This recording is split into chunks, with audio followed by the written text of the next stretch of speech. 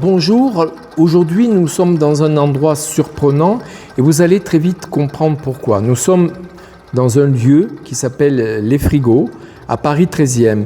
C'est un squat d'artistes il y a 40 ans qui a été pérennisé, où maintenant les artistes payent un loyer, enfin tout est rentré dans l'ordre, c'est plus du tout le système de squat, mais l'idée perdure.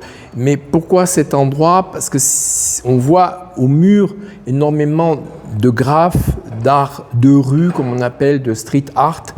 Mais pour quelle raison? Bien, d'abord une référence au film Murmure qu'avait réalisé Agnès Varda dans les années 80 en Californie, mais aussi parce que ça fait référence à un film qu'elle a tourné avec JR, dans lequel il jouait à ses côtés, et qui s'appelle Visage Village. Et là, il s'agit du film, je ne vais pas vous faire attendre plus longtemps, de JR lui-même, et qui s'appelle Tehachapi. Alors, Tehachapi, c'est en Californie, dans un désert, c'est une prison, il paraît que c'est la prison la plus sécurisée du monde, dans laquelle il y a énormément de gens qui sont condamnés à perpète parce ils appartiennent à des gangs où ils ont tué, ils ont assassiné, etc. Et un jour, JR, on lui propose une activité, artistique dans cette prison.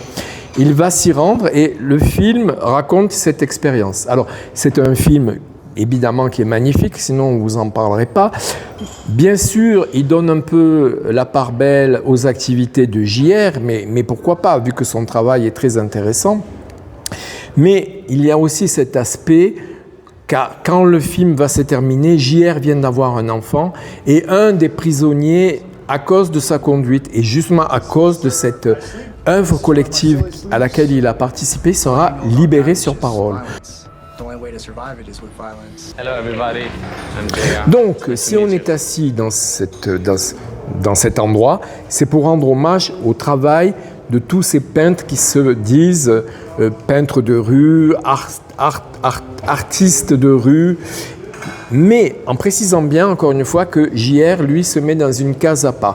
Alors le travail de JR, vous le verrez si vous allez voir ce film, il a expliqué aux prisonniers ce qu'il allait faire, on lui a accordé une cour et il l'a photographié comme si les gens regardaient vers la libération, c'est-à-dire vers le ciel.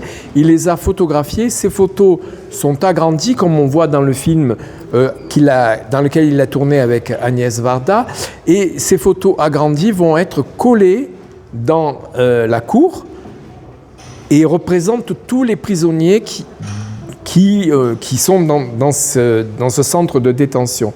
Et ensuite, la pluie, les éléments, le vent vont détruire complètement ces œuvres, mais elles sont situées sur Internet. Et l'idée qu'il a eue, c'est que quand vous allez sur Internet regarder cette œuvre qui a été un temps, qui est devenue pérenne à cause d'Internet, vous pouvez cliquer sur chaque portrait et avoir une courte biographie et même un enregistrement vocal de chaque prisonnier.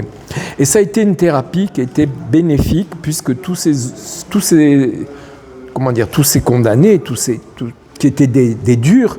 Il y en a un d'ailleurs, oui, c'est ça qui est intéressant, c'est celui qui suit le plus, c'est celui qui s'était fait tatouer une croix gammée sur la joue.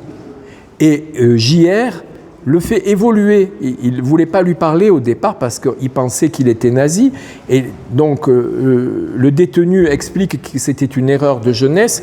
Et tout le travail de JR, ça va être de l'accompagner après, quand il va être libéré, pour faire enlever au laser une partie de ses tatouages, dont la croix gammée. Voilà, donc un film à voir.